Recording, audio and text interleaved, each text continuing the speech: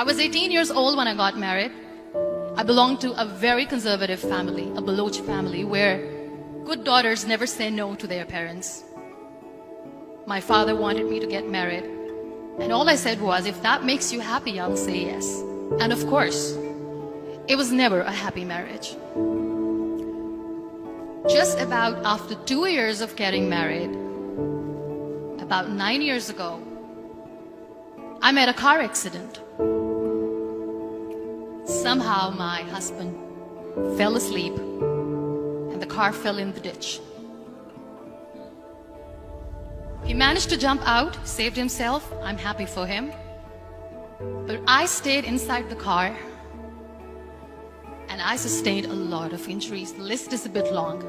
Radius ulna of my right arm were fractured. The wrist was fractured. Shoulder bone and collarbone were fractured.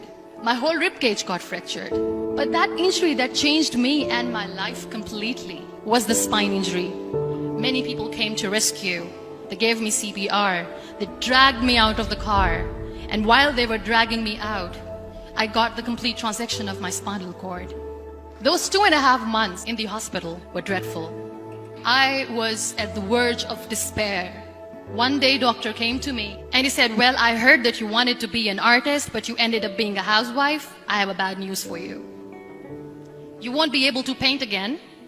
Next day, doctor came to me and said, your spine injury is so bad, you won't be able to walk again. I took a deep breath and I said, it's all right.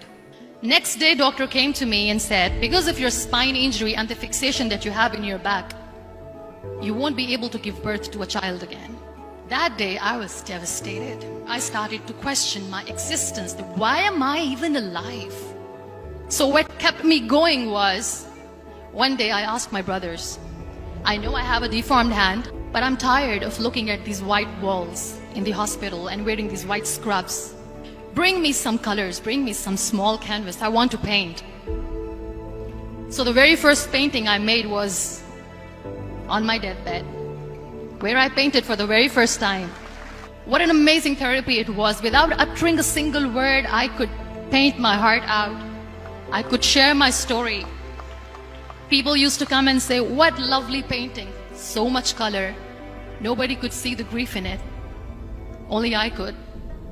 And that day I decided that I'm going to live life for myself.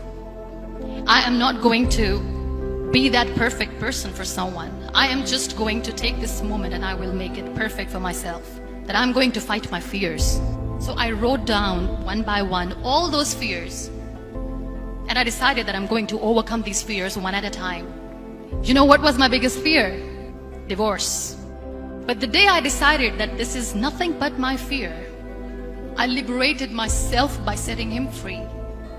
And I made myself emotionally so strong that the day I got the news that he's getting married, I sent him a text that I'm so happy for you and I wish you all the best. And he knows that I pray for him today. Number 2 was, I won't be able to be a mother again. And that was quite devastating for me. But then I realized there are so many children in the world, all they want is acceptance. So there is no point of crying, just go and adopt one. And that's what I did.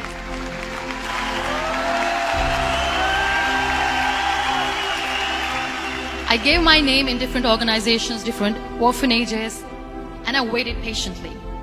2 years later, I got this call from a very small city in Pakistan. I got a call and they said, are you Muniba Mazari? There is a baby boy and would you like to adopt?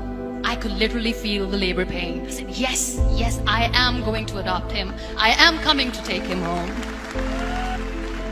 And that day, I was 2 days old, and today he's 6. You know, when you end up being on the wheelchair, what's the most painful thing? People think that they will not be accepted by the people because we, in the world of perfect people, are imperfects. So I decided to appear more in public. I started to paint. I have done a lot of modeling campaigns. I decided that I'm going to join the national TV of Pakistan as an anchor person. I became the National Goodwill Ambassador for UN Women Pakistan, and now I speak for the rights of women, children. I was featured in BBC 100 Women for 2015. I'm one of the Forbes 30 under 30 for 2016. So when you accept yourself the way you are, the world recognizes you. It all starts from within. We have this amazing fantasy about life. This is how things should work. This is my plan. It should go as per my plan. If that doesn't happen, we give up. I never wanted to be on the wheelchair. Never thought of being on the wheelchair. This life is a test and a trial, and tests are never supposed to be easy. So when you're expecting ease from life, and life gives you lemons, then you make the lemonade, and then do not blame life for that. It is okay to be scared. It is okay to cry.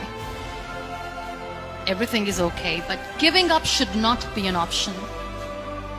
They always say that failure is not an option. Failure should be an option, because when you fail, you get up, and then you fail, and then you get up, and that keeps you going. Embrace each and every breath that you are taking. Celebrate your life.